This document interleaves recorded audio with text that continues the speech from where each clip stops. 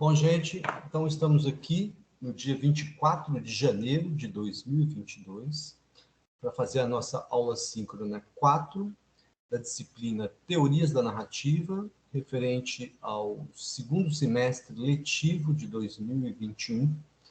Agora são 19 horas e pouco. Essa é a aula da turma TNB10. Bom, a gente está na unidade do programa que trata dos elementos da narrativa, né? E hoje o tema é o tempo na narrativa. Vou começar aí logo lendo os objetivos da aula, né? Para ver se a gente tem mais tempo, né, para ir comentando os contos que a gente já leu, o conto do dia, né? Então vamos direto para os objetivos do dia. Apresentar alguns conceitos e distinções básicas sobre a questão do tempo na narrativa ficcional, né? Sempre oferecendo aí, né, instrumental, teórico, metodológico, né, para vocês, né, instrumentalizar vocês para análise de narrativa, né? Então é o segundo objetivo, desenvolver instrumental teórico e metodológico para análise de narrativas. E o terceiro, exercitar a análise de narrativas por meio de comentários sobre os contos já lidos, né? Tanto os que a gente já leu aí para as outras aulas, né? Alguns vão ser bem pertinentes aí para a gente lembrar, quanto os que, né? O conto que foi escalado, né? Que foi recomendado para hoje, né? Que é o conto Viagem às Origens, do autor cubano que se chama Alejo Carpentier. Bom, vamos direto, então, para o segundo slide. Né? O segundo slide já é, então, o texto teórico. Né? O texto teórico é um capítulo que se chama Os Tempos da Narrativa, de um livrinho desses da série Princípios, né? Que se chama Os Tempos da Narrativa, né? Que é do Benedito Nunes, né? Um livrinho muito interessante dessa série de livrinhos, né? da coleção Princípios, sobre os elementos da narrativa. É um dos que eu acho mais interessantes, eu acho que é o que eu acho mais interessante, né? Tanto esse capítulo aí que a gente pegou, né? Tem um raciocínio claro, fácil de seguir, né? Quanto o livro como um todo tem coisas interessantes também. Então vale a pena, quem tiver interesse, dar uma olhada, né? Ele tem assim uma reflexão mais geral sobre a questão do tempo, as diferentes concepções do tempo com as quais a gente trabalha, né? A ideia de tempo físico, psicológico, tempo cronológico, histórico, tempos linguísticos, né? Falo do tempo nos gêneros literários, né? Mas eu escolhi, então, esse capítulo que se chama Os Tempos da Narrativa, que eu acho que é o que vem mais a calhar aqui para os nossos objetivos, né? Que é começar, né? Quer dizer, usar as categorias teóricas para começar a pensar, né? Na maneira como a narrativa ficcional se constrói, cria e manipula e maneja a questão do tempo. Então, vamos logo para o texto. Né? O texto ele começa falando para a gente que, para se pensar na questão do tempo da narrativa, né, a gente deve levar em consideração, né, que a narrativa tem 3 planos temporais. Um é o tempo da história, quer dizer, o tempo dos acontecimentos que se desenrolam na narrativa. O outro é o tempo do discurso, né, que é o tempo da leitura, é o tempo da experiência de leitura, né, o tempo que a gente leva, né, para ler o texto, né, e o tempo da narração, que é o tempo em que o narrador toma a palavra para contar a história. Né? Então, vamos voltar aqui rapidamente, né? O tempo da história, então, vamos pegar um conto como exemplo. Né? O tempo da história, vamos pensar, por exemplo, no Barril de Amontillado, do Edgar Allan Poe, que a gente leu. O tempo da história é o tempo onde se desenrolam aqueles acontecimentos ali, né? O Montresor se encontra com Fortunato, leva ele para a adega Catacumba e empareda o pobre coitado lá das paredes da adega Catacumba como uma vingança. Né? Isso é o tempo da história, é o tempo dos acontecimentos que estão sendo narrados. Né? O tempo do discurso é o tempo da experiência da leitura. Né? É o tempo que a gente leva para ler o texto, né? A gente pode lembrar, inclusive, aquela coisa, né, que o próprio Poe falou, né? Quando a gente estudou ali a questão da unidade de efeito, né? O texto, né, o texto ideal deve ser lido de uma, né, única sentada, né, para provocar o efeito. Quer dizer, esse é o tempo do discurso, é o tempo da experiência de leitura. Né? E o tempo da narração, né, quer dizer, o tempo do discurso é o tempo que a gente pega o conto, o barril de amontilado e gasta lendo o texto. E o tempo da narração, o tempo em que o narrador toma a palavra. Lá no final do conto, vocês devem se lembrar, né, que o narrador diz, já faz 50 anos que ninguém mexeu lá onde eu emparedei o pobre coitado do Fortunato. Quer dizer, o tempo da narração é esse momento, 50 anos depois dos acontecimentos, né, em que o narrador, o Montresor, né, toma a palavra para contar a história. E aí o Benedito Nunes vai nos dizer que o tempo da narrativa se constitui, ou deve ser entendido, principalmente, né, pela relação entre o tempo da história e o tempo do discurso. Né? Quer dizer, ele está deixando assim, em um segundo plano a questão do tempo da narração. Em alguns narrativos isso pode ser mais relevante ou menos relevante, né? Mas o raciocínio que ele vai desenvolver aqui com a gente, né, é sobretudo esse, né? Pensar o tempo da narrativa a partir da relação entre o tempo da história e o tempo do discurso. Né? Essa formulação aí do Benedito Nunes claramente lembra a gente, né, daquela distinção básica que o Jonathan Kuller apresentou lá no primeiro texto teórico que a gente leu na disciplina, né, a distinção entre enredo ou história e discurso ou apresentação, né? Quer dizer, o que se conta, que é o enredo ou a história, e o discurso ou a apresentação, que é a maneira como esse enredo, essa história é contada. Né? Então, aqui, o Benedito Nunes está dizendo, então, para a gente que o tempo da narrativa é essa relação, né, entre a história e o discurso, entre o tempo da história e o tempo do discurso. Né? E o que interessa a gente pensar aí, para ver como é que funciona essa relação? Né?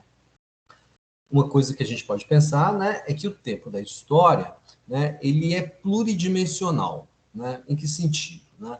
Numa história, numa narrativa, né, você pode ter várias coisas acontecendo ao mesmo tempo. Né? Você pode ter, né, enquanto um personagem está fazendo uma coisa, enquanto o João está jogando bola, Maria está assistindo o jogo, ou vice-versa, né? Pode pôr a Maria jogando bola também, e o João assistindo o jogo.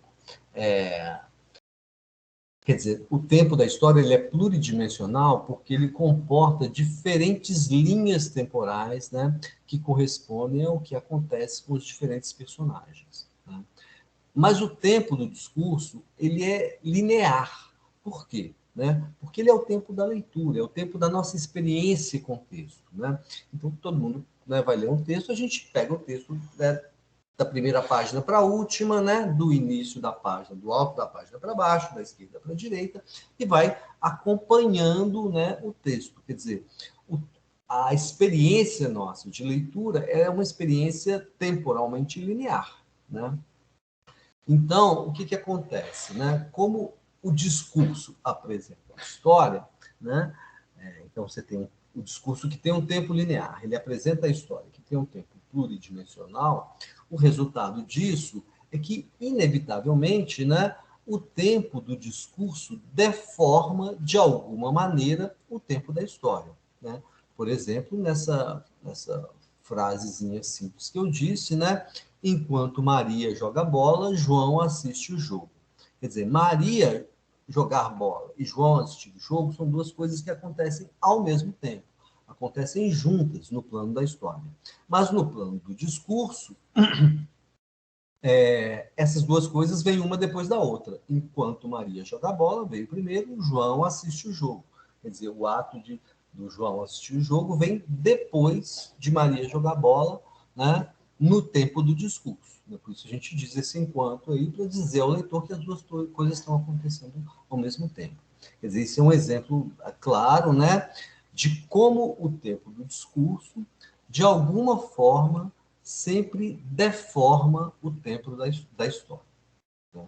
Esse é o princípio aí do raciocínio que o Benedito Nunes vai construir nesse texto. Né? E aí, em seguida, ele vai dizer que essas deformações do tempo da história pelo tempo do discurso podem incidir sobre a ordem e a duração, ou né, a duração do tempo da história. Né? Nesse exemplo que eu dei, enquanto Maria joga a bola, João assistir o jogo, né? Essa deformação do tempo da história pelo tempo do discurso incidiu sobre a ordem do tempo da história. Quer dizer, a ordem do tempo da história foi alterada no discurso. Aquilo que acontecia ao mesmo tempo no tempo da história foi apresentado de maneira consecutiva, uma coisa depois da outra no tempo do discurso, né? Mas então, quer dizer, essas deformações, né, que o tempo do discurso opera sobre o tempo da história, podem incidir sobre a ordem ou sobre a duração, né? Daqui a pouco a gente vai falar mais sobre as deformações sobre a duração, mas a gente pode dar um exemplo claro aqui, um exemplo simples aqui, né? A gente pode ter, por exemplo, uma história que se passa em 5 minutos, né? E que é contada num texto que a gente demora 1 hora para ler, né? Quer dizer, uma deformação do tempo, da duração do tempo da história pelo tempo do discurso. Então, voltando, né? O tempo da narrativa é uma relação entre o tempo do discurso e o tempo da história. O tempo do discurso é linear, enquanto o tempo da história é pluridimensional. O tempo do discurso sempre deforma o tempo da história e ele pode deformar a ordem e ou a duração do tempo da história. No slide seguinte. É um raciocínio bem límpido, bem claro que esse texto traz para a gente.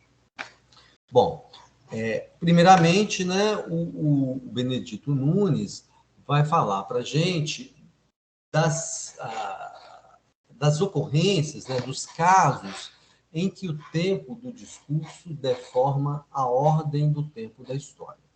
Ele chama esse conjunto de casos, né, de deformações do tempo da história pelo tempo do discurso de anacronias. Então, anacronia é isso, é a deformação da ordem do tempo da história, né, pelo tempo do discurso. Né?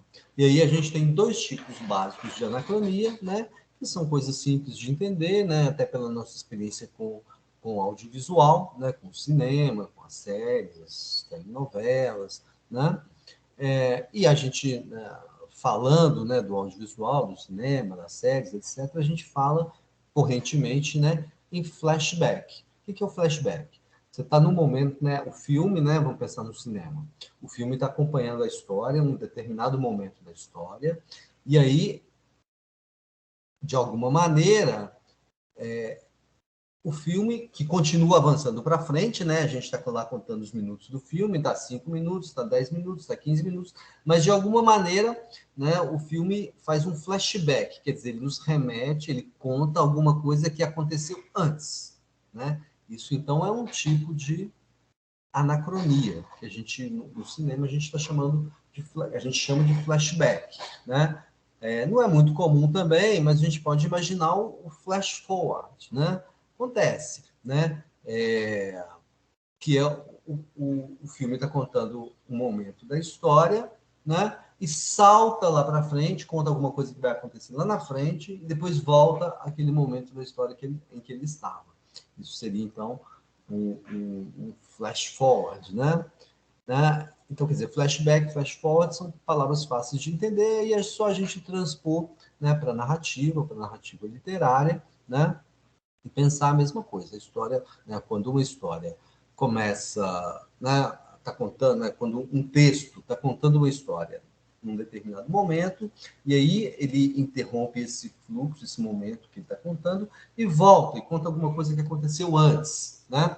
Isso então seria, aí né, na linguagem dos estudos literários, a gente poderia chamar, o Gerard Genette, né, chama isso de analepse, né?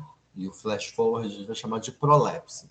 Mas a gente pode escolher palavras mais comuns, palavras mais simples e chamar de recuo, né, o flashback, né, e de avanço, a prolepse ou flash forward. São os 2 tipos básicos de anacronia, né, o recuo e o avanço. Né? Que, né, o texto faz questão de dizer para a gente que se alguém acha que isso é uma coisa muito revolucionária, é bobagem, né, porque isso, né, tradicionalmente a literatura usa meio que desde sempre, ele exemplifica com a própria Odisseia, né, do Ulisses, né, o poema épico do Homero, né, poema épico vindo lá da Grécia Antiga, que conta a volta de Ulisses para a sua terra, para a sua casa, né, Ítaca, né? Ele está voltando da Guerra de Troia, né? E o poema não começa pelo início da viagem, ele começa por um momento avançado na viagem, e depois, num determinado momento, o próprio Ulisses conta o que aconteceu antes daquele momento em que, em que o texto começa, né? Quer dizer, é muito comum o uso desse tipo de recurso, né? Quando um texto não tem anacronia, não tem nenhuma anacronia, né? Na linguagem comum a gente costuma dizer que o texto é cronológico. Eu não gosto muito também, é uma dessas expressões da linguagem comum que são um pouco precisas do ponto de vista teórico, mais ou menos o que eu disse sobre o narrador onisciente, né? Porque toda narrativa, ela é cronológica de alguma maneira, quer dizer, ela organiza o tempo da história de alguma maneira, ela mostra para a gente a cronologia dos fatos, né? Eu acho que seria mais preciso dizer que uma narrativa sem anacronias, né, quer dizer, sem recuos e sem avanços, né, seria mais claro, mais preciso dizer que é uma narrativa que é linear cronologicamente, quer dizer, que apresenta a história de uma maneira linear, que não faz, né, que não quebra essa linearidade cronológica da história, que não troca, né, a ordem dos acontecimentos da história, né? Um exemplo, né, aliás, eu já falei desse exemplo, né, do Ulisses, né, que é um recurso clássico da literatura, que é chamado começo in media res. Né? In media res é uma expressão em latim que significa no meio da coisa, quer dizer, uma história que começa pelo meio, né, que depois faz um recuo e conta alguma coisa que aconteceu antes. Isso é o chamado começo em média res, é usado na Odisseia. O Benedito Nunes lembra também o Guarani, do José de Alencar.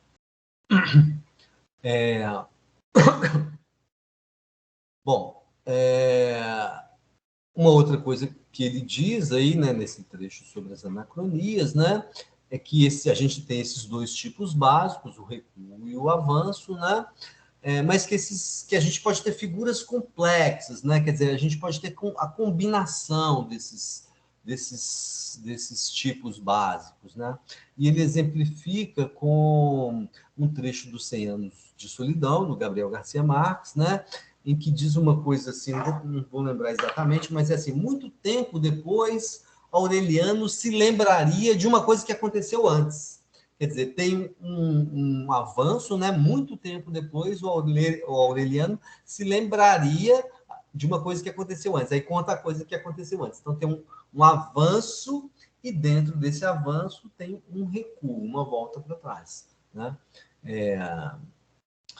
Quer dizer, esses dois recursos podem ser usados de uma maneira mais complexa, né?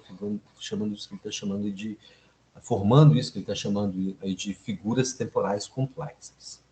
Muito claro até aqui, né? Está dando para acompanhar. Acredito que esteja dando para acompanhar, é uma coisa com a qual a gente está familiarizado, a gente só está pensando teoricamente nessa coisa. Né? Bom, depois de falar das anacronias, o Benedito Nunes vai falar para a gente das anisocronias, né? Que são os anisocronias, que são os casos em que o tempo do discurso deforma a duração do tempo da história. Primeiro, a gente pode pensar um pouquinho sobre essa palavra, né? An é um prefixo de negação, né? Se a gente tirar o prefixo, a gente ficaria com isocronia, né? O que seria essa isocronia? Uma igualdade, em termos de duração, entre o tempo do discurso e o tempo da história, né?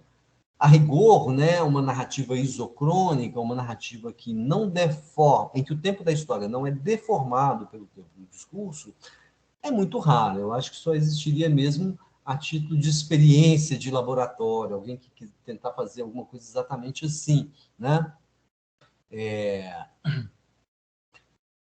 Porque, em geral, né, todas as narrativas, de alguma maneira, deformam a duração do tempo da história, né?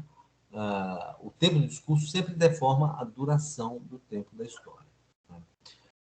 Bom, mas o Benedito Nunes, eu acho que ele tem uma preocupação importante de mostrar para a gente que não é só uma questão de extensão do tempo do discurso comparado à extensão do tempo da história. Quer dizer, uma narrativa isocrônica seria aquela narrativa que contasse uma história que se passa em 5 minutos, né, num texto que demora mais ou menos 5 minutos para a gente ler. Né? Isso seria, se a gente pensasse nessa questão da anisocronia, né, só como uma questão de extensão. Né? Mas ele fala para a gente, né, que não é simplesmente uma questão de extensão, é uma questão de andamento. Ele usa essa palavra por analogia com a música. O texto tem uma série de citações da Montanha Mágica, do Thomas Mann, em que a questão da música é muito presente, né? Mas ele fala, então, que é uma questão de andamento, ou seja, de ritmo e velocidade da ação, né? E aí ele pensa assim, por exemplo, uma história curta, né, pode ser contada por um discurso longo e ainda assim criar no leitor uma impressão de velocidade, de rapidez. Mesma coisa, uma história longa pode ser contada por um discurso curto e ainda assim criar no leitor uma impressão de demora, de alongamento, né? Então, quer dizer, não é só uma questão de extensão do tempo da história e extensão do tempo do discurso, né? De duração dos tempos, né? Mas da maneira como a linguagem trata aqueles acontecimentos para criar no leitor a impressão de rapidez, né? Ou a impressão de lentidão. E aí, né, depois dessa explicação inicial, o Benedito Nunes vai nos explicar, né, as 5 figuras básicas de duração. Então, quer dizer, os 5 tipos básicos de anisocronia,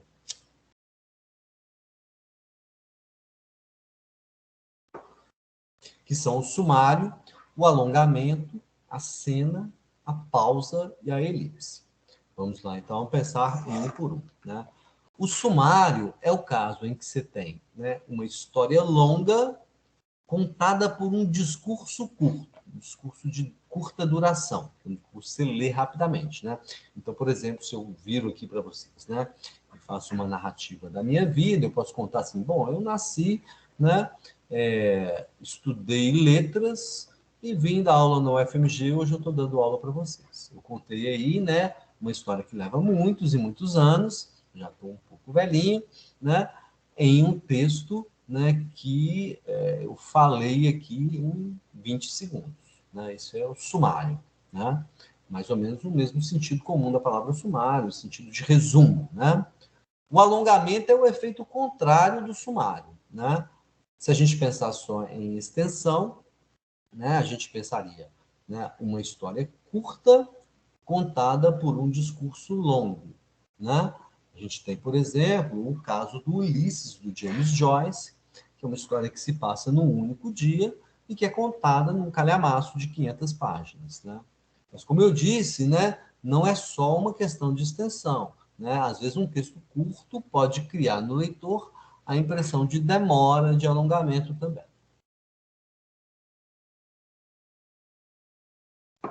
A cena seria o caso intermediário entre o sumário e o alongamento. Seria o que a gente teria mais próximo de um discurso isocrônico. Né? Aí a gente pode pensar, por exemplo, numa cena dialogada, né? Em que você tem 2 personagens conversando. Né? Por exemplo, no próprio Barril de Amontilado, né? Que a gente acompanha a conversa do Montresor com o Fortunato. Né?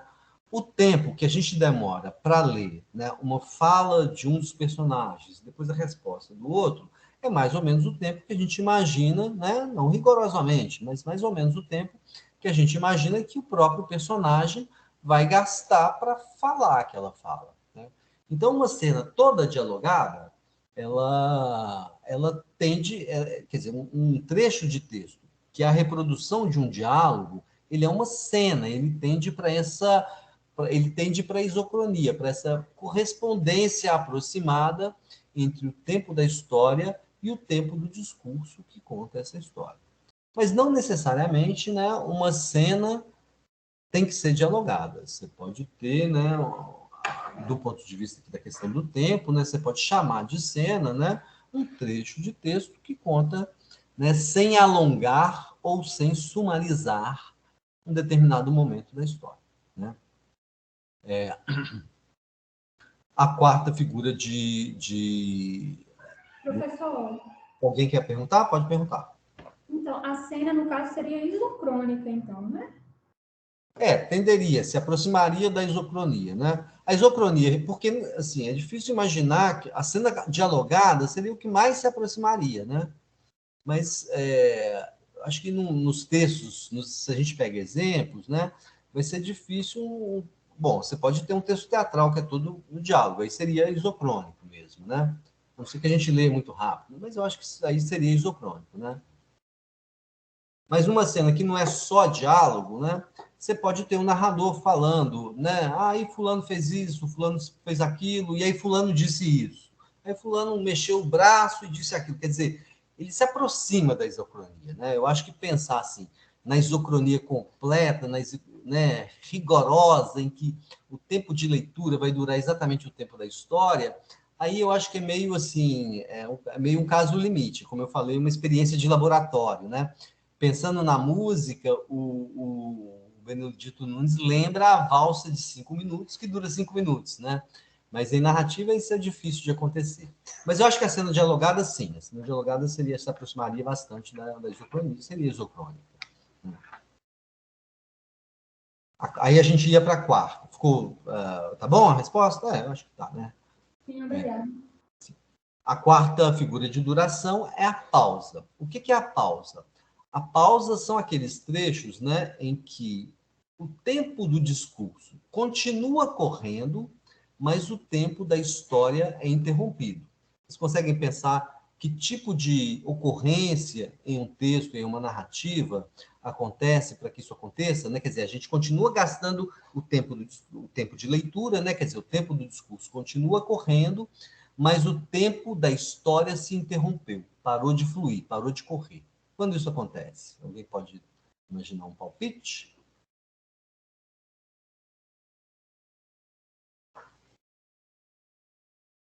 Ninguém consegue fazer uma suposição aí. Não, não. Chute. Quando faz um flashback, por exemplo, começa a contar uma história, depois Não, dá um mas aí o tempo da história não parou, né? O tempo da história continua andando, só andou fora da ordem, né? O flashback, ele é uma anacronia, ele não é uma anisocronia. Uhum. Alguém quer tentar? Alguém quer fazer mais uma tentativa? Professor, Diga. quando a história está sendo narrada, pode ser uma conversa entre duas pessoas, uma pessoa está contando a história, e aí tem um período assim que a pessoa para de contar a história, vai falar sobre outra coisa. É uma hipótese, né? Não, mas aí é o seguinte: se a pessoa está falando, né, a história, o tempo da história está andando. Se o personagem está falando, o tempo da história está andando, né? Eu acho que aí não caberia muito bem. Mas se quem faz isso é o mas quem, diga, não vou Mas adiantar isso não. seria o que o Bruno está falando, eu acho que seria um adendo do narrador, não do Exatamente isso que eu ia falar. Se o narrador fizer isso, aí sim, né? O narrador está contando uma história. Aí, num determinado momento, ele interrompe o fluxo da ação, quer dizer, ele para de dizer o que aconteceu para fazer, por exemplo, uma descrição. E ele vai fazer uma descrição detalhada do cenário onde está acontecendo a história, né? Quer dizer, o tempo do discurso continuou correndo, mas o tempo da história foi pausado, né? Pode ser uma descrição, pode ser uma reflexão, pode ser um comentário, né? Mas a voz do narrador fazendo isso. Porque se é a voz de um personagem, aquele diálogo faz parte da história, né? Então você tem as pausas descritivas, as pausas reflexivas, né? É pausa por conta disso. O tempo do discurso continua andando, né? A gente continua gastando o tempo para ler, mas o fluxo da ação foi interrompido, né?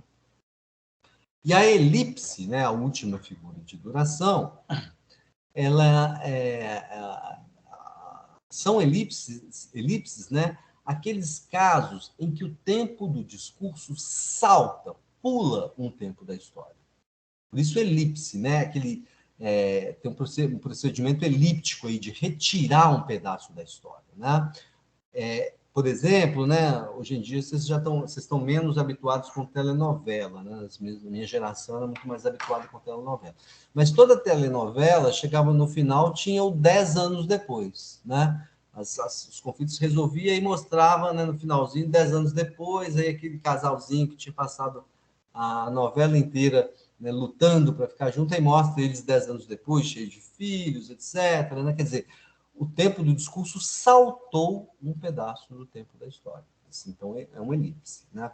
Na verdade, toda narrativa é elíptica. Né? É muito difícil, né? Quer dizer, nenhuma narrativa conta tudo nos mínimos detalhes. Né? Por exemplo, se eu vou contar o meu dia, eu falo assim, bom, eu acordei, tomei café da manhã e vim para o escritório trabalhar. Né? Quer dizer, eu não contei que depois que eu acordei eu levantei da cama, e que depois que eu levantei da cama eu fui escovar os dentes, e que depois eu fui fazer o café. Quer dizer, eu deixei uma opção de coisa aí para o leitor inferir, né? Porque o leitor sabe mais ou menos o que é a rotina de uma pessoa que acorda, toma café e vai trabalhar. Então, nenhuma narrativa conta tudo, toda narrativa é cheia de lacunas, então toda narrativa é elíptica, né? Depois a gente vai trabalhar com essa questão, né, da elipse, do fato de que toda narrativa é elíptica, quando a gente estiver estudando a questão do leitor. Né? Essas elipses sempre têm a ver, né, com o leitor que a narrativa espera, quer dizer, com as inferências, né, que o autor presume que o leitor vai ser capaz de fazer. Bom, mas então temos aí, né, as 4 figuras de duração, os 4 tipos básicos de anisocronia: o sumário, o alongamento, a cena, a pausa e a elipse. Né? O pressuposto básico aqui da nossa... E a gente teve os 2 tipos básicos de anacronia, o recuo e o avanço. Né? O pressuposto básico aqui de todo o nosso trabalho nessa disciplina, né, é que as variáveis de apresentação, quer dizer, as maneiras de contar uma história, né, sempre, né, geralmente, contribuem para a maneira como a narrativa funciona. Né? Elas são funcionais, elas não estão lá à toa. Elas estão ali porque elas participam do processo por meio do qual a narrativa provoca no leitor um determinado efeito e suscita na cabeça dele uma determinada interpretação, um determinado sentido para a história. Então, quer dizer, nosso trabalho, né, não é apenas de identificar, né, as anacronias e as anisocronias dentro dos textos, né, mas também, e talvez principalmente, o de perceber qual a funcionalidade, né, desses recursos, da utilização desses recursos numa determinada narrativa. Né?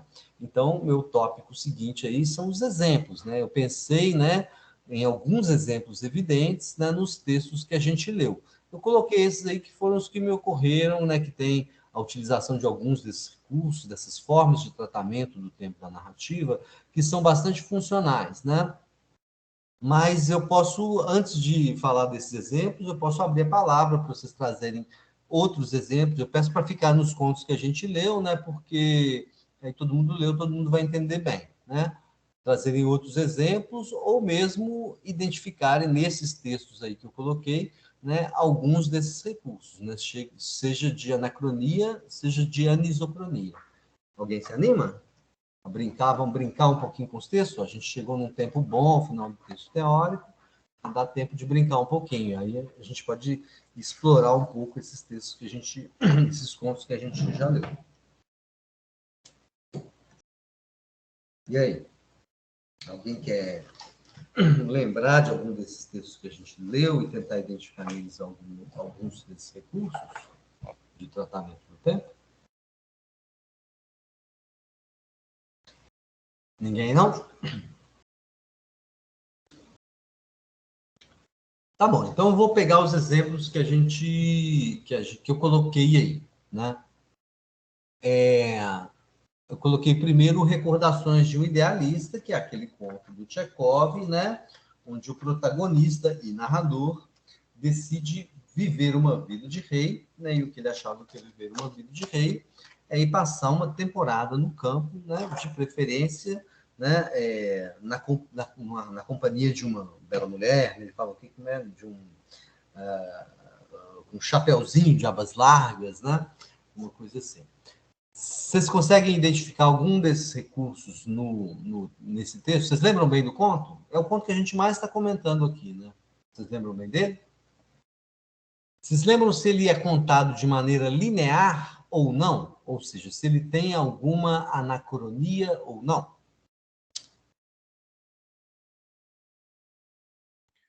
Professor, Ah, ele é cheio de elipses, né? sim, elipses, com certeza todo texto é. Todo texto tem, né? Né? Porque, como eu estava dizendo, nenhum texto conta tudo. Você consegue me mostrar alguma elipse no texto? Você não está com o texto na mão, né? Eu devia ter falado isso. Tenho sempre esse texto na mão. Mas mesmo de memória, assim. Me recordando aqui do texto, bem, tinha todas os momentos lá que eles estavam conversando, aí eles iam passear, aí eles iam tomar um chá, mas no meio tempo entre esses momentos aí, com certeza, né, existem um milhão de outras situações ali que não são contadas, mas que a Sim. gente pressupõe, né, não é possível que não tenha Tá havido. ótimo, acontece isso mesmo. Né? Qualquer narrativa tem isso, né? Não conta uma opção de detalhes da história, né? Dos acontecimentos. Né? Mas você tocou numa das figuras de duração, quer dizer, num dos tipos de anisoconia, que esse texto realmente, que é a elipse, né? Que esse texto realmente trabalha com uma funcionalidade importante. Esse texto tem uma elipse que é extremamente significativa. Alguém se lembra? Alguém consegue recuperar para mim, de memória? Ou mesmo que se tiver o texto aí na mão? Tem uma elipse nesse texto que ela é chave para o texto. Para a maneira como o texto funciona. A hora que ele fala, os 28 dias passaram. E aí, você consegue explorar mais? Quem está falando? É, Daiane. Daiane. A hora que ele pula para o final, né? Mas e aí, você consegue explorar mais a funcionalidade dessa elipse? A funcionalidade? É. Para mim era só isso. Ele descreveu que foram passando nos dias exatamente como ele estava descrevendo no início, né? Tudo com um mar de rosas e tal. E depois os 28 dias passaram. Ele pula para o final, né? E aí ele pula para o final, que vem a surpresa, vamos dizer. Né? Não, mas eu acho que tem mais coisa aí, né? Quando ele recorda... Não, mas nessa elipse mesmo que a Daiane recuperou, né? Eu vou lembrar rapidinho, né? Ele primeiro faz essa uma espécie de introdução em que ele fala o que é viver uma vida de rei, que é ir para o campo, né? Ouvir o canto dos pássaros, viver a natureza, se encontrar com o chapeuzinho de abas largas. Aí ele conta que pegou um dinheiro com o tesoureiro da firma, né? Foi para o campo, se encontrou com a Sofia Pavlovna Knigina, fez o trato com ela, né? Do aluguel, né? E começou a viver os dias dele lá. Aí ele faz uma... Eu devia até ter deixado o exemplo para depois, daqui a pouco eu volto a isso. Ele faz uma descrição de como foram os primeiros dias, que ele disse, eu acordava, tomava um chá, tomava o café da manhã, depois eu lia um pouco, né? A Sofia Pavlovna Knigina trazia para mim a refeição, a gente conversava, a gente passeava, né? Ele faz essa narrativa de como estavam sendo os primeiros dias dele lá, né? Aí, lá na página 51, se alguém tiver o texto na mão aí, ele diz assim, não demorou uma semana, aconteceu aquilo que você, leitor, já esperava e que não pode faltar a nenhum conto que se preze. Não resisti. Sofia Pavlovna escutou minha declaração com indiferença, quase frieza, como se já esperasse de muito. Apenas fez beicinho, de um modo encantador, como que querendo dizer, não compreendo, para que falar tanto disso? Aí o texto, estrategicamente, tem um salto de linha. Ele tem um pulinho, assim, ele tem um espaço vazio, né? E depois, o texto retoma pelo último dia. Quer dizer, ele pula desse momento. Antes de se completar a primeira semana, quando o idealista se declara para Sofia Pavlovna Knighina, ele pula para o 28º dia. E começa. Os 28 dias passaram voando como um segundo. No término da minha licença, triste e insatisfeito, despedi-me da casa. Aí ele vai contar a negociação lá a respeito da conta com a Sofia Pavlovna Knighina. Então, quer dizer, o momento em que ele interrompeu, né, o fluxo da ação e pulou para o último dia, né, que sinalizou isso com um salto de linha, né, foi um momento logo após a declaração de amor que ele faz para Sofia Pavlovna Knighina. O que aconteceu nesse pedaço, nesse espaço de tempo?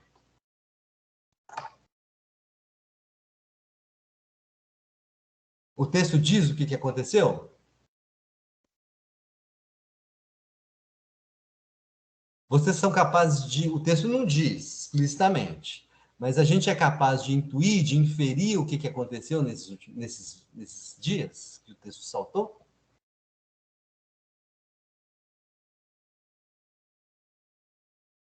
Não, gente?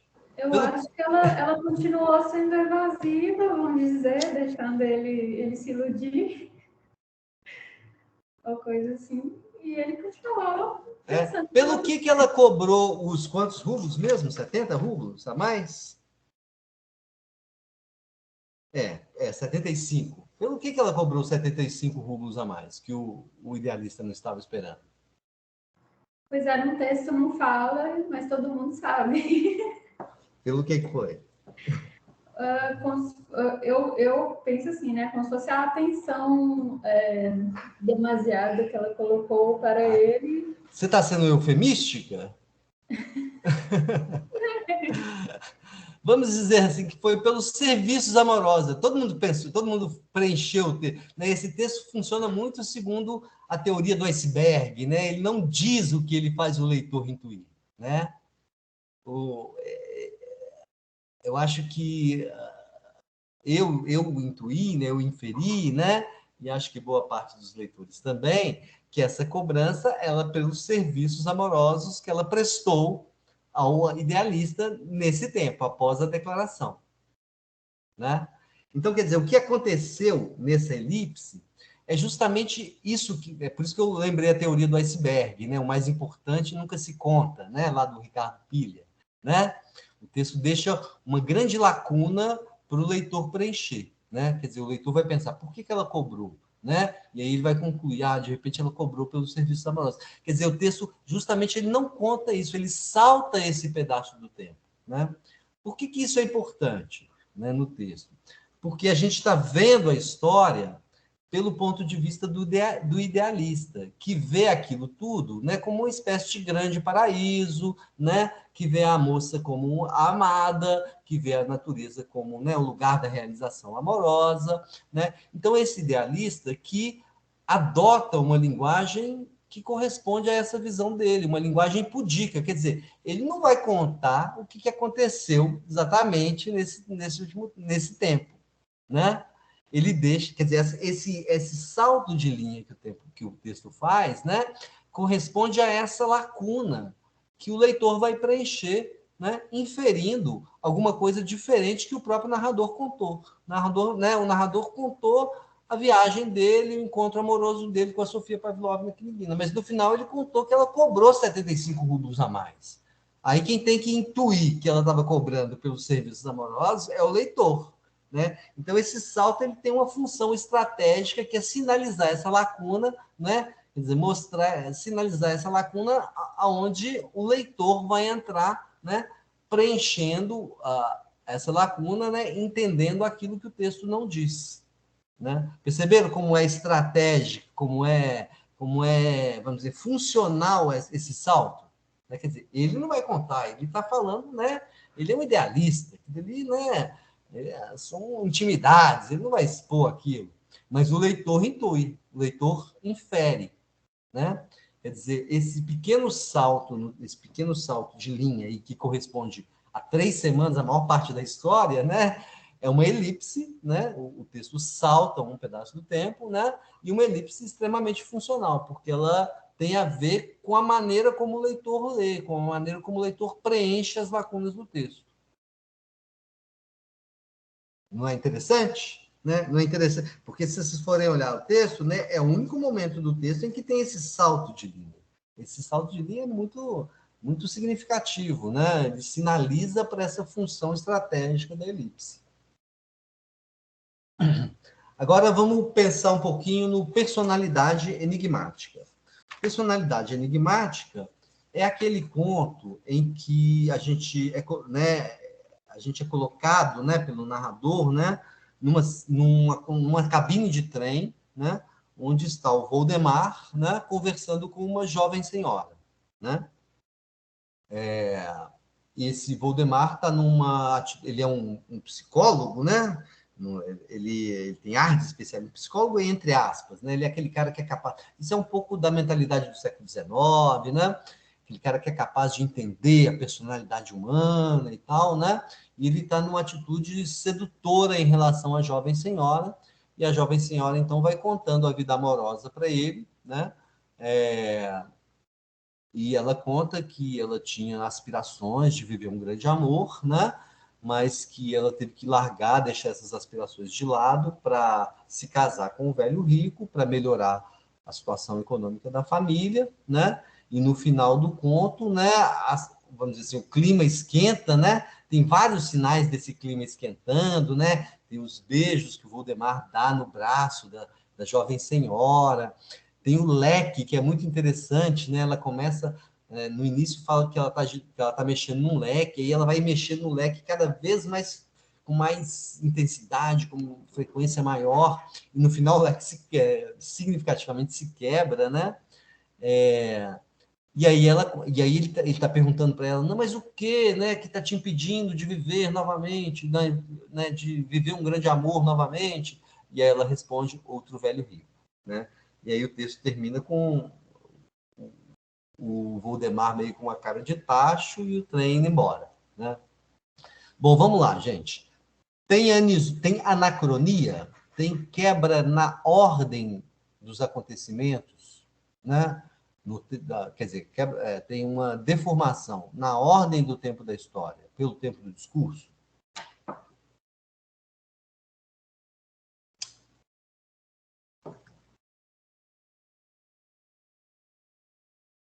Eu acho que não. Para mim está bem linear, porque é Você acha um que está bem diálogo linear? praticamente, né? Alguém tem alguma opinião diferente?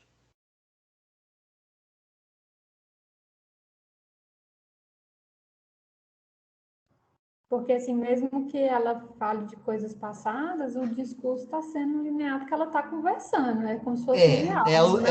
É o recurso da história encaixada, né? Você tem uma história dentro de outra história, né? Você tem um narrador que ele não participa da história, né? A gente poderia depois pensar se ele é um narrador heterodiegético ou homodiegético, né?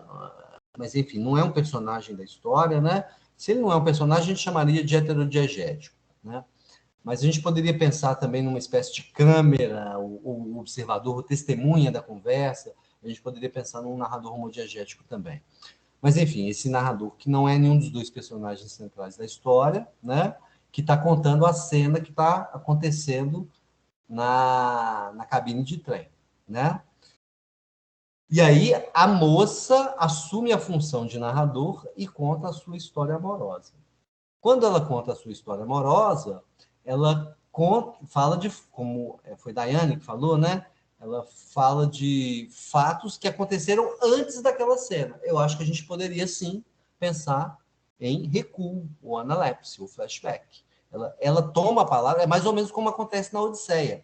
O Ulisses toma a palavra e conta o que aconteceu antes do momento em que a narrativa começou, né?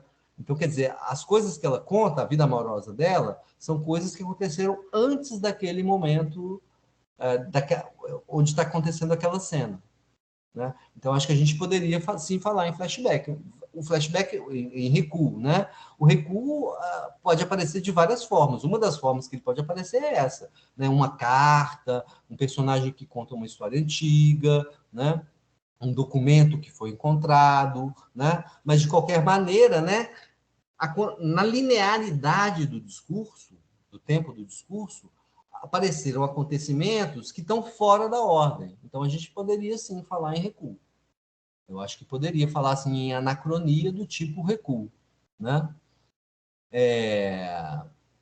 Mas, além disso, a gente pode pensar também em figuras de duração. Alguém consegue pensar em figuras de duração aí, em anisocronias? Então, tem vários, né? Ela contando a história resumida, eu acho que seria um sumário. Beleza. O fato de estar como se fosse um diálogo, né? Eu acho que seria uma cena. A história, eu acho que esse é um caso típico de duas histórias. Um conto conta duas histórias. Né? Você tem uma primeira história que é a sedução que está acontecendo na cabine do trem. Contada na forma de cena. Você tem toda a razão. Né? E aí, dentro da cena, aparece o recuo, o flashback, né? Contado na forma de sumário. Tem um encaixe de um sumário, um flashback na forma de sumário, dentro da cena. E tem uma pausa também, né? Na hora que ele fala assim, a dama sacode o leque com mais força, seu rosto adquiriu uma expressão de choro. E aí o narrador começa a descrever uma descrição, né? Você poderia, eu aceitaria isso, né? Ele descreveu. Embora as coisas estejam acontecendo, né? O rosto assume uma expressão de choro, quer dizer, faz cara de choro, é um acontecimento, né? Mas tá, você pode dizer, né, que uma descrição, né? As cortinas da janela ficam avermelhadas, é até meio metafórico. As cortinas da janela avermelhadas é meio que a vergonha do Voldemar, né? Naquela situação. Mas eu aceitaria. Né? Mas a cena e o sumário são bem claros, né? A cena na cabine de trem e o sumário que a moça faz da vida amorosa pregressa dela, né? É bem interessante aí, né? E acho que esse conto exemplifica muito bem a teoria do Pilha, que um conto conta duas histórias, né? Que é a hora que a história que a moça conta termina, quer dizer, é o final da história que a moça conta termina, o final da história da vida amorosa da moça, que determina o desfecho da cena de sedução. É o final de uma história incide sobre o final da outra. Né? São duas histórias, a sedução e a vida amorosa da moça. A hora que a vida amorosa da moça termina, né, que ela fala outro velho rico, isso é que define o final da história da sedução. Aí o Voldemar fica com cara de tacho e não vai mais seduzir a moça. A sedução falhou. Mas eu acho que é muito claro aí o recuo, né, a anacronia e esses dois tipos de anisocronia, né, a cena e o sumário. Ou essas duas figuras de duração, né, já que a gente está considerando que a cena se aproxima da isocronia. Né? O outro que eu coloquei aí foi a Missa do Galo. Né? Vamos pensar, né? Vocês lembram enquanto... Bom, a Missa do Galo, né? Vamos lembrar rapidamente a historinha, né? O enredo, né? É uma conversa entre o Nogueira e a Conceição, né? Numa noite em que o Nogueira está esperando, né, a hora de ir para a Missa do Galo com um amigo dele. Né? Vocês lembram mais ou menos quanto tempo dura essa conversa? Ela dura por volta de 1 hora, né? Na hora, mais ou menos, ele fala que era mais ou menos 11 horas a hora que a Conceição apareceu na sala. Né?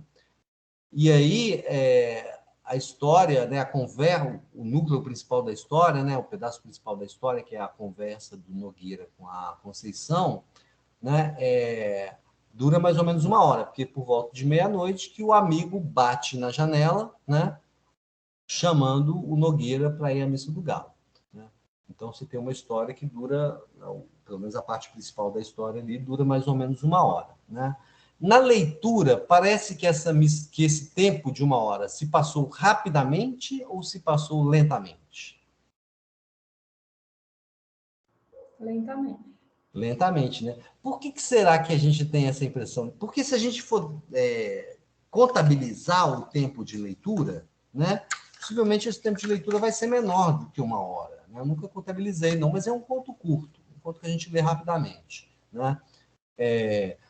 Mas ainda assim, o conto provoca no leitor essa sensação de demora, de lentidão. Por que será que o conto provoca essa sensação de demora e de lentidão no leitor?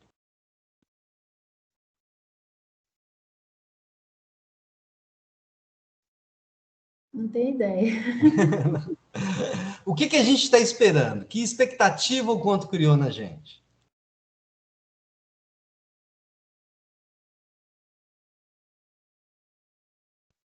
O que a gente está esperando que aconteça?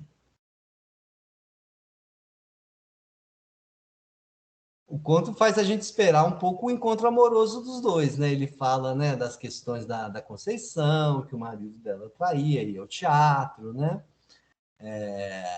Tem, né, o Nogueira estava lendo um livro romântico, de aventuras, né? Tem toda aquela dança da Conceição que se aproxima, se afasta, põe a mão no ombro do Nogueira. Quer dizer, o conto cria naquela cena ali toda uma expectativa, cria no leitor uma expectativa do encontro amoroso, né? E eles ficam naquele chove não molha, lá naquela enrolação, e o encontro amoroso não acontece, né? A expectativa é quebrada, é frustrada, né? Pela chegada do amigo do Nogueira, que chama o Nogueira para ir para a Missa do Galo. Então, acabou-se a chance, a oportunidade de que o encontro amoroso aconteça. Quer dizer, essa história, né, é como a Nádia fala lá sobre os contos do Tchekov, né? Esse conto em que parece que nada acontece. Esse é um típico conto em que parece que nada acontece, porque o conto é justamente um não acontecimento, né? A gente fica na expectativa de que vai acontecer, né? E não acontece, né? E aí eu acho que exemplifica muito bem essa ideia de que a questão do alongamento não é simplesmente uma questão de extensão do texto, mas uma questão de andamento, de frequência, né? Por quê? Porque a gente está esperando, quer dizer, a gente está esperando que aconteça alguma coisa, né? Pessoal, mas E não acontece. recordação idealista, a gente também tem essa expectativa e não tem essa sensação de prolongamento. Porque no Recordações de Idealista acontece. O encontro amoroso acontece. Ele só não é dito. Ele fica para o leitor intuir. Entendi. Aqui não, o leitor está esperando que aconteça, quer dizer, ele está esperando uma certa frequência de acontecimentos, ele está esperando a aventura, o romantismo, o encontro amoroso, e isso não acontece de jeito nenhum. Eles ficam só no chove e no molha, ficam, né, um estica conversa, outro estica conversa, um se muda de lugar, tem uma hora parece até que eles entram meio que numa sonolência, assim. Então, quer dizer, não tem uma frequência de acontecimentos que tem pelo contrário, né?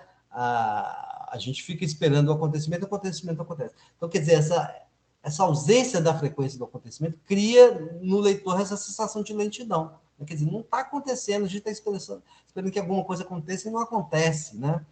Então, quer dizer, eu acho que isso que cria esse efeito de alongamento, de lentidão, né? Quer dizer, essa hora parece que demorou muito para passar. Né? Quer dizer, na hora de responder assim, o que parece que demorou muito, parece que demorou pouco, né? A resposta sua foi bem assertiva, né? Sim, eu acho que demorou, parece que demorou muito, né? Essa hora se passou lentamente, né? Por quê? Porque não teve grandes acontecimentos, né? Não teve uma frequência de grandes acontecimentos. Você pensa, por exemplo, no Barril de Amontilado, né?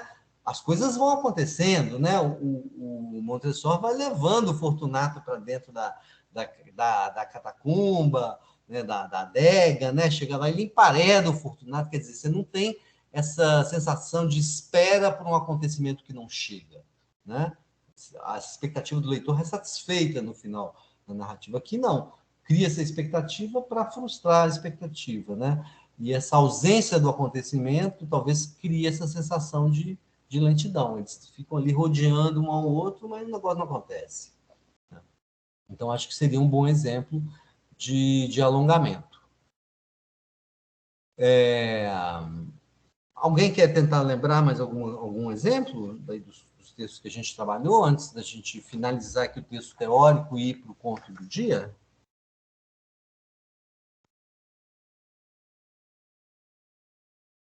Tá, então vamos seguir em frente aqui, né? Ficou faltando um pedacinho do texto, né, que fala da frequência, né, que seria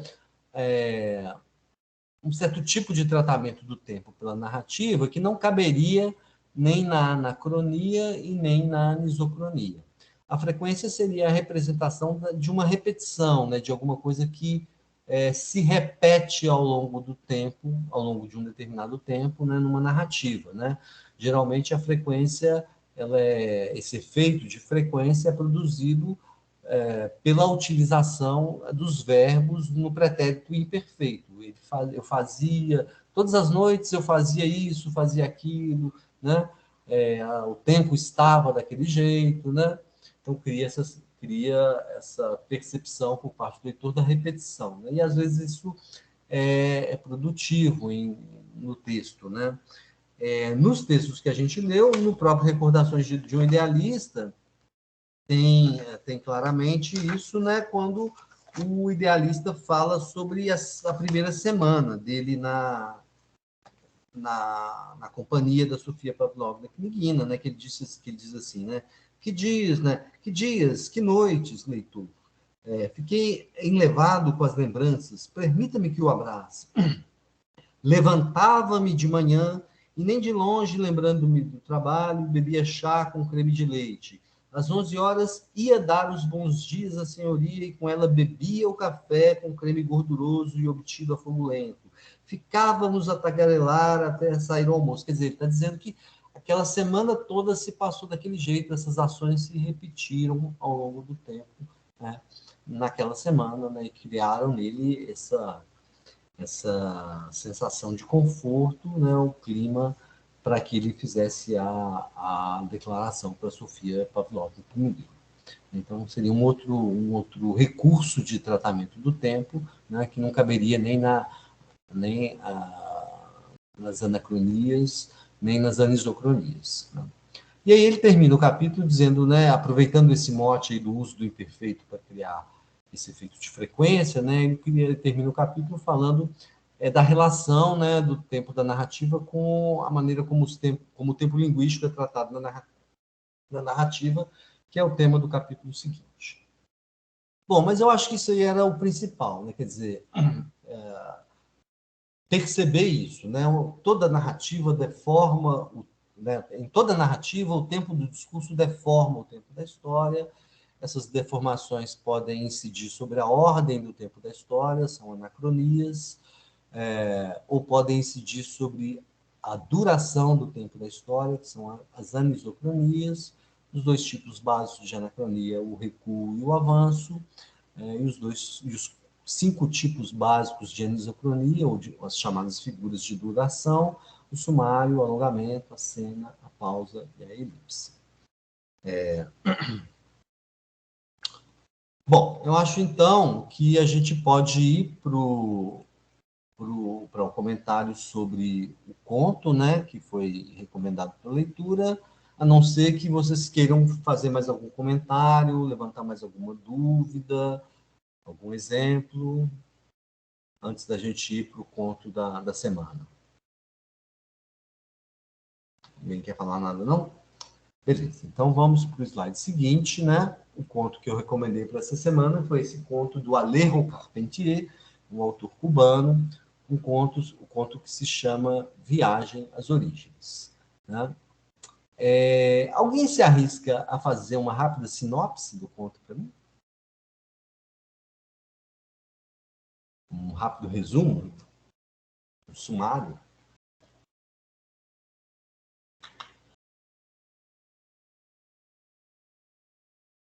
Ninguém não? Bom, o conto basicamente conta a história, né, da vida do Dom Marcial, o Marquês de Capelanias, né? Conta a história da vida dele, né? O nascimento, a juventude, o casamento e a morte. Né? É isso, gente? Tá bom? A minha sinopse tá boa? Vocês leram o conto? É um conto muito interessante. Então me diga aí, quem leu o conto?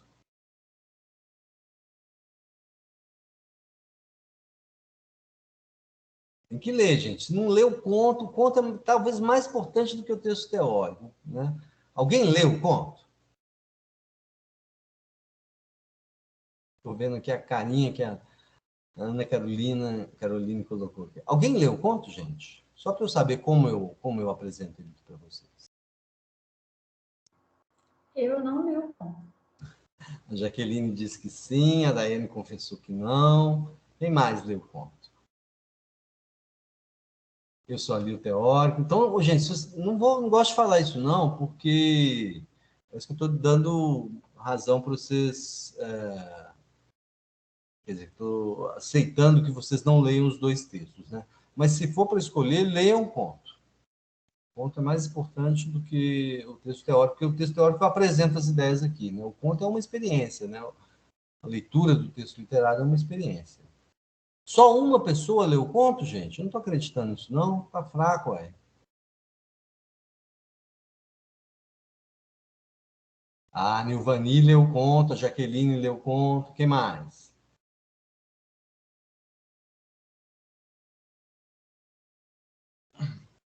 Bom, a Nilvani ou a Jaqueline querem me dizer no que a minha sinopse está ruim?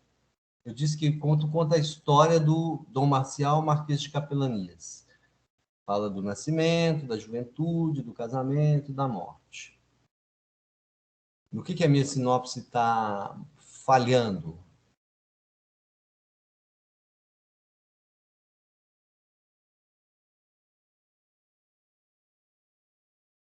Tá, então eu vou apresentar um pouco como é que é o conto para vocês, né, gente? Aí eu vou dar spoiler, vocês vão perder. Ah, tá. Faltou a forma como ele conta. E qual que é a forma como ele conta, Jaqueline?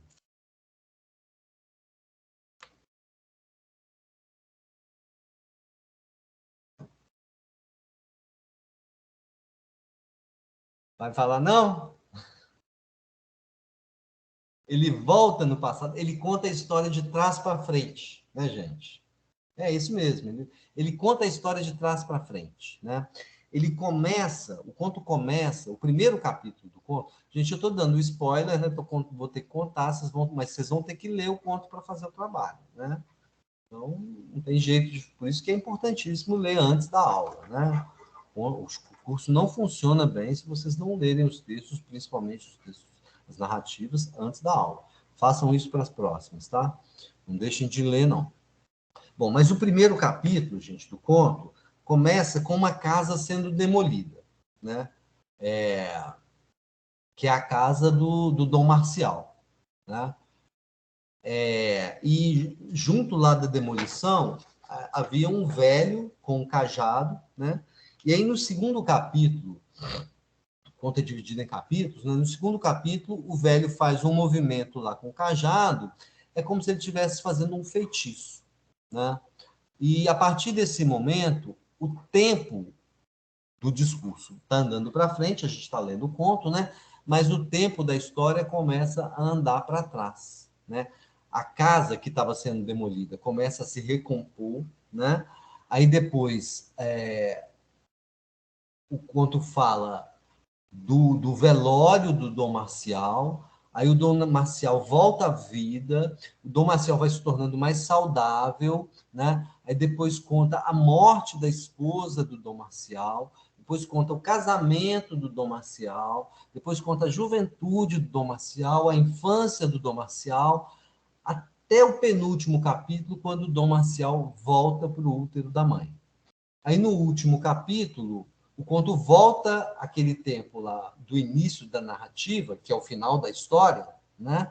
Que é um momento em que é o dia seguinte da demolição da casa, né? Daquele dia que começou a história, em que a casa estava sendo demolida, e a casa aparece toda demolida e os operários ficam ali batendo um papo, né? Então, quer dizer, o primeiro e o último capítulo são narrados de forma linear, né? Mas todos os capítulos entre o primeiro e o último são bastantes, né?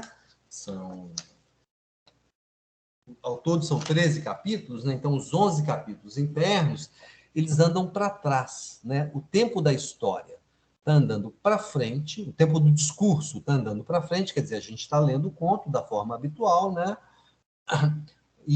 mas a história está andando para trás, né? Esse efeito de retrospecto, ele é conseguido de várias maneiras, né? A própria sucessão dos capítulos, que vão tratando sempre de um momento anterior, né? Mas também, né, uma série de frases, de construções linguísticas, tipo, por exemplo, ele desnasce, ele descresce, os móveis crescem, né? Quer dizer, os móveis crescem, é ele que está diminuindo, né? Ele desaprende as coisas que ele estava aprendendo na escola. O texto cria uma série de recursos para usa uma série de recursos para criar esse efeito de retrospecto, né? Então a história do Dom Marcial vai andando de trás para frente, né? Essa pergunta só pode ser feita para quem leu, né? Que efeito que essa... Não, primeiro eu vou perguntar para todo mundo, né? Que tipo de deformação no tempo da história, quer dizer, o tempo do discurso está provocando? Isso é anacronia ou anisocronia? Essa é para todo mundo.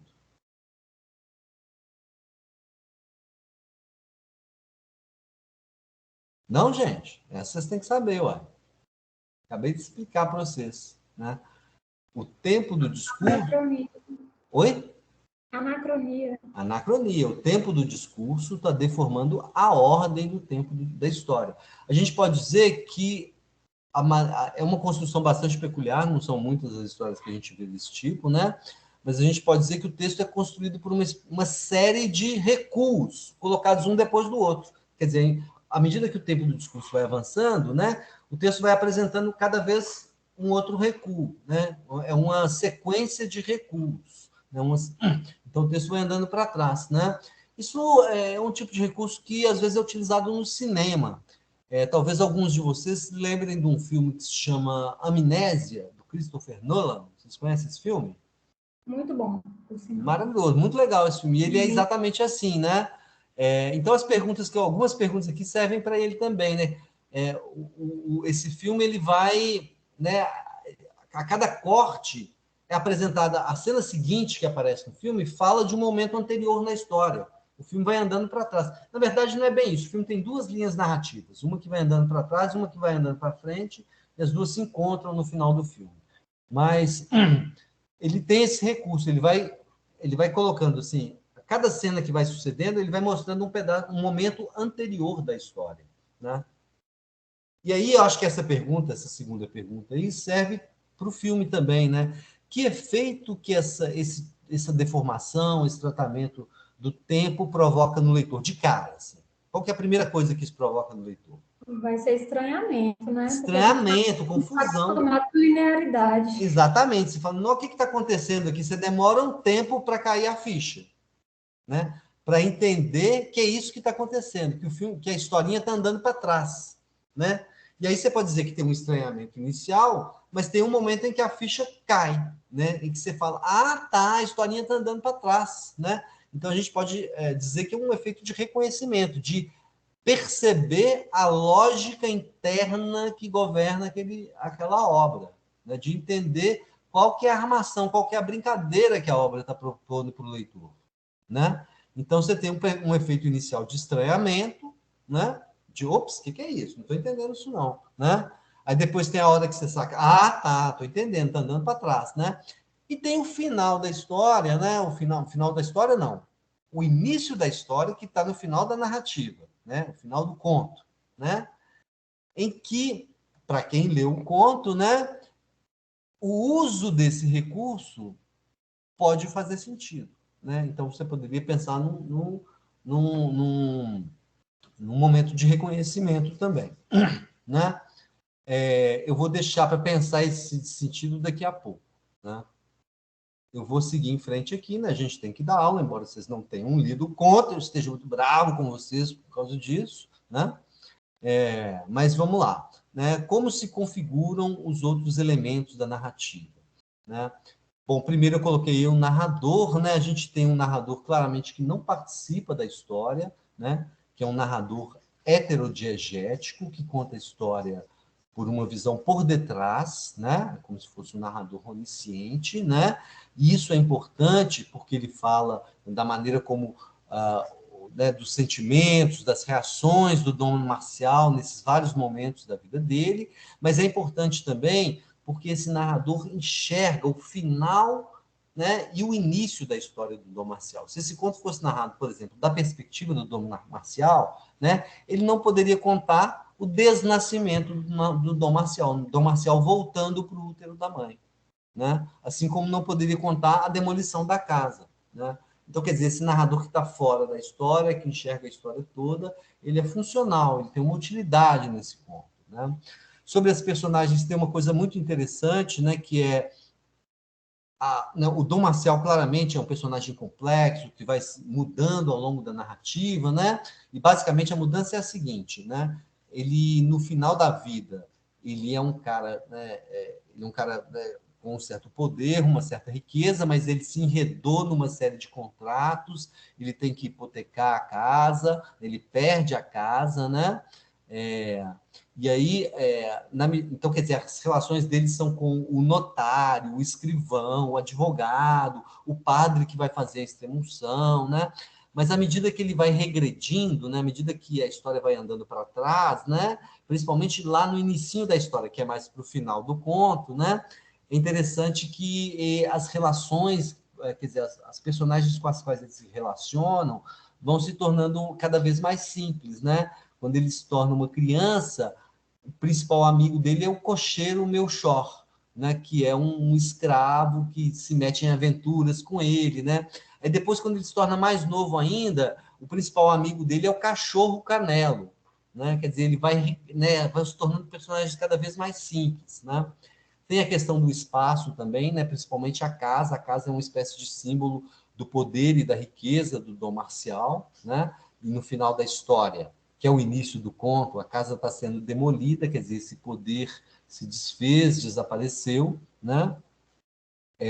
Tem uma coisa muito interessante com a linguagem, com a escrita, com o saber, né? Quer dizer, a cada momento que ele vai andando para trás, né? Por exemplo, quando ele chega à minoridade, né? Se o conto fosse narrado na ordem linearidade cronológica, ele chegaria à maioridade. Mas como a história está andando para trás, ele chega à minoridade, né? Aí a assinatura dele já não vale mais nada, né? Quer dizer, então ele vai ficando cada vez mais leve, mais livre, né? Mesma coisa quando fala da época que ele estuda no seminário, né? Ele vai desaprendendo as coisas, então vai ficando cada vez mais livre, né? Então, quer dizer, essa relação da escrita, né, da linguagem, do saber, como com essa sensação de estar preso, de estar limitado, de estar controlado pela vida, né? Tem no espaço tem também a questão das estátuas, né?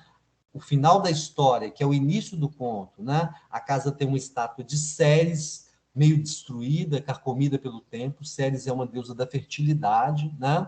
Na medida que o conto vai andando para frente e a história andando para trás, né? Essa estátua de Ceres vai ficando cada vez mais bonita, mais viva, até o momento do casamento. Então, quer dizer, a Ceres é uma deusa da fertilidade, do casamento, daquele momento, ela simboliza um pouco aquele momento de riqueza na vida do Dom Marcial, né? Por isso que ela está carcomida no final, né? E aí, quando ele descasa, né? Ele volta a ser solteiro, né? A estátua da Ceres é substituída por uma estátua de Vênus, que é a deusa do amor, né? Simbolizando aí a potência, a virilidade, a fertilidade, né? A Ceres é a reprodução, a fertilidade no sentido da fertilidade da natureza. A Vênus é o amor, né? Quer dizer, a abertura dele para o amor, né? Então, quer dizer, tem uma série de elementos simbólicos aí na casa, no espaço, né? Mas o interessante do conto é isso, né? O conto conta a história desse cara, né, que no final da vida era um cara poderoso, mas que perdeu tudo, que tinha essa casa que era um símbolo do poder da família e tal. E à medida que que a história vai andando para trás, né, o conto andando para frente e a história andando para trás, né, ele vai se libertando disso tudo até o momento em que ele desnasce, ele volta para o útero da mãe, né? E aí é um momento bem significativo. Eu vou ler aqui um trechinho desse penúltimo capítulo, né? Vou ler algumas coisas aqui, né? Fome, sede, calor, dor, frio. Assim que as percepções de Marcial reduziram-se a essas realidades essenciais, ele bebezinho, né, recém-nascido, ele renunciou à luz que já lhe era acessória, ignorava o seu nome. Terminado o batismo com seu sal desagradável, não quis mais o olfato, nem a audição, nem mesmo a vista. Suas mãos roçavam formas prazenteiras. Era um ser absolutamente sensível e tátil. O universo entrava nele por todos os poros. Então, fechou os olhos, que viam somente gigantes nebulosos, e penetrou em um corpo quente, úmido, que morria com suas trevas. O corpo, ao senti-lo envolvido com sua própria substância, deslizou para a vida. Mas agora o tempo corria com maior rapidez, adelgaçando as últimas notas. Os minutos soavam como um glissando de naipes apertados sobre os dedos de um jogador. As aves voltaram ao ovo, vou pular uns trechos aqui, papapá. Aí ele conta as coisas voltando para a natureza, né? E no final ele fala assim, as panóplias, as ferramentas, as chaves, as frigideiras de cobre, as argolas dos estábulos, tudo se derretia, engrossando o rio de metal que as galerias descobertas canalizavam para a terra. Quer dizer, toda a materialidade da casa voltando para a natureza, né? Tudo se metamorfoseava, voltando à condição primeira, o barro tornou ao barro, deixando um ermo no lugar da casa. Quer dizer, essa volta do Dom Marcial ao início da vida é sentida como uma libertação da riqueza, do saber, da linguagem, do poder, né? E aí, a hora que ele volta para o último útero da mãe, ele está voltando, né? Ele fala assim, o universo entrava por todos os poros, depois tudo se metamorfoseava, voltando à condição primeira, o barro tornou ao barro, deixando um ermo no lugar da casa. Quer dizer, é uma volta dessas coisas, inclusive o próprio Dom Marcial, a uma integração com a natureza, com o cosmos, com os ritmos naturais, né? Então, o que o conto faz, assim, né? Ele pega, né, se a história fosse contada da maneira tradicional, né, dentro da linearidade cronológica, ela seria uma história de como o Dom Marcial, né, se tornou uma pessoa, se tornou adulto, uma pessoa sábia, poderosa, rica, se casou e morreu no final da vida, né? Mas contando a história de trás para frente, né, ele conta como, né, nesse circuito de trás para frente, o Dom Marcial se torna mais livre, mais integrado, quer dizer, o desnascimento dele é essa volta a uma conexão com o cosmos, né? Então, o que ele faz? O texto meio que, né, ao brincar de contar a história assim, dessa maneira, né, de trás para frente, né, ele pega o que seria o tempo progressivo e linear de uma vida e coloca na forma de um tempo circular. O início e o final coincidem, né?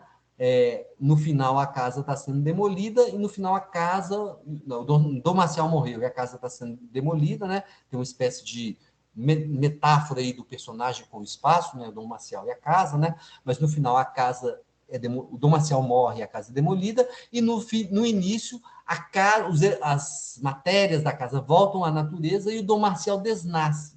Então, quer dizer, começou e terminou no mesmo lugar. O conto meio que transforma o tempo progressivo e linear de uma vida numa espécie de tempo circular, que é o tempo da natureza, né? O tempo, né, dos ciclos naturais, né? Esse tempo linear e progressivo é a maneira como a gente vê o tempo na nossa sociedade, né? A gente vê a nossa vida, né, como um esforço de acumulação de riqueza, de saber, né? E o conto parece que, né, é a minha última pergunta, né?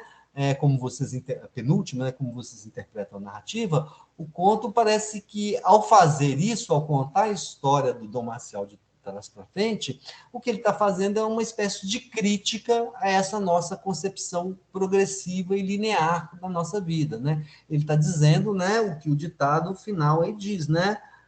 O barro tornou, né, isso está lá na Bíblia, né, do pó viemos, ao pó voltaremos, né, o barro tornou ao barro, quer dizer, é como se ele estivesse dizendo para a gente, olha, não adianta se acumular riqueza, poder, saber, né, porque no final você vai estar exatamente onde você começou, né, quer dizer, você vai se reintegrar ao cosmos, essa vida de acúmulo, né, que é a nossa maneira de viver na sociedade ocidental, moderna, capitalista, essa vida de acúmulo ela é vã. A gente vai voltar para o mesmo lugar de onde a gente veio. Né? Então, ele transforma, essa brincadeira com o tempo, ela, vamos dizer assim, evidencia um pouco, né, como esse tempo progressivo é vão. Né? Ele meio que transforma essa linearidade temporal numa circularidade. Quer dizer, se você seguir o tempo da história, o início é igual ao final, e se você seguir o tempo do discurso, né, dessa história contada de trás para frente, o início é igual ao final da mesma maneira. Né? Quer dizer, essa maneira de contar a história meio que enfatiza para o leitor, né, vamos dizer, esse ciclo natural ao qual estamos todos submetidos. Né? O barro tornou ao barro. Quer dizer, a história não foi contada assim, né, à toa. Ela, né, tem um sentido de se dar esse tratamento, né, fazer essa sucessão de anacronias, né, essa história que é contada por uma sucessão de recuos, né, isso tem um sentido, isso ajuda a construir o efeito e o sentido da narrativa. Né? No final, quando a gente, né, quando ele desnasce, no final do conto, que é o início da história, né, quando ele desnasce, esse procedimento faz mais sentido. Por quê? Porque a gente vê que terminou, né, onde começou. Quer a gente siga a ordem da história, quer a gente siga a ordem do discurso. Bom, com certeza, gente, eu acho que a discussão fica mais interessante para quem leu o conto, né? Mas quem não leu vai ter que ler para fazer o trabalho, né? Vamos ver se vocês concordam com a minha leitura, né? De qualquer maneira, temos aí para sexta-feira, né, o segundo trabalho em grupo, né, que é bem parecido com o primeiro, 2 questões, respostas de 5 a 10 linhas, né, que são, assim, a primeira é pelo procedimento e a segunda é sobre a relação entre o procedimento, o efeito e o sentido. Né, a primeira, utilizando as categorias e ideias teóricas que estudamos, descrevam o modo como o tempo da narrativa foi trabalhado no conto Viagem às Origens, né? Então, quer dizer, essa sucessão de recuos, né? Sendo que o primeiro e o último capítulo estão fora dessa sucessão de recuos, né? Então, quer dizer, o conceito de anacronia, né? O tempo do discurso deformando a ordem do tempo da história, e a questão 2 discorram sobre a relação entre esse procedimento e os efeitos e sentidos suscitados pelo conto. Né? Esse estranhamento inicial que o conto provoca, pelo fato dele estar contando a história dessa maneira, né? Esse reconhecimento no final do sentido dele contar a história dessa maneira, né? E o sentido, pelo menos na minha leitura, é esse, né? Uma espécie de crítica à maneira como a gente lida com o tempo na nossa sociedade, né? Imaginando a nossa vida como um acúmulo, né, de riqueza, de saber, de poder, um acúmulo que o conto nos faz ver que é sem sentido, porque do barro, né, do pó viemos ao pó voltaremos, né, do barro, o barro tornou ao barro, deixando um erro no lugar da casa. Bom, gente, mais alguma coisa? Querem comentar alguma coisa? Repito meu puxão de orelha para vocês lerem, né, principalmente os contos, mas também os textos teóricos. Mas palavra aberta aí, se alguém quiser comentar, fazer alguma questão. Eu lembrei de 2 exemplos externos, assim, que foi o Estranho Caso de Benjamin Button, que causa esse estranhamento também, porque à medida que vai passando, ele vai, tipo, ficando criança, mas ao mesmo tempo envelhecendo. Uhum. E eu não sei se você já leu o Budapeste, do Chico Buarque. Ele faz um loop, assim, a história termina exatamente onde começou, mas ele não perde a linearidade em momento algum. O livro do Chico Buarque eu não li, então não vou saber comentar. Agora, o filme certamente é diferente desse conto, porque o filme é só o personagem que vai se tornando mais novo, né? Sim. Mas causa o resto da história continua andando para frente. Né? Causa esse estranhamento da linearidade que a gente... sempre o pessoal lembra, mas aí eu faço questão de marcar a diferença, né? Porque no filme a história anda para frente. Né? Só o personagem que regride. Sim. Mais alguém, gente, quer comentar alguma coisa, fazer alguma observação? Professor, tem um filme do Vincent Cassel, eu estou tentando achar aqui qual que é o nome, mas é que é um filme até que tem tipo uma cena de 15 minutos que é bem dramática, assim. Eu nunca tive coragem de assistir o filme, mas eu já ouvi Não história estou dele. lembrando qual é. Não tô lembrando. Eu vou achar aqui o nome e aí eu volto a ligar o microfone, tá? Para poder falar. Tá bom. Tem um caso muito curioso, né, da história que é contada várias vezes, né, que é aquele Corra Lula Corra, né, que é bem legal, né? Alguém pôs aí, é o Irreversível, né? Não lembro desse filme, não lembro se eu Eu vi acho esse que é filme. esse mesmo já. Que Não lembro se eu vi esse filme. eu não tive coragem de assistir, não. Pô. Eu vi um É, streamer, né, comentando sobre esse filme, e aí ele faz um certo resumo. E aí depois eu fui pesquisar no Wikipedia, até recomendo aí para. uhum. Eu não lembro de ter visto. Já não é a primeira vez que vocês comentam, não. Eu acho que eu já coloquei para minha tarefa de ver. Vou até anotar aqui para ver se uma hora dessas eu vejo. Mas tem outros filmes, né? Eu acho bem interessante esse Corra Lola Corra, né? Que a história volta, né? Os personagens encontram um final ruim, né? E eles voltam e tentam fazer outra vez, e tentam fazer outra vez, e sempre o final dá ruim, né? Aí eu não lembro se no final acaba dando certo, né? Quer dizer, essa maleabilidade do tempo ficcional, né? Na ficção, o tempo pode ser manejado de formas diferentes.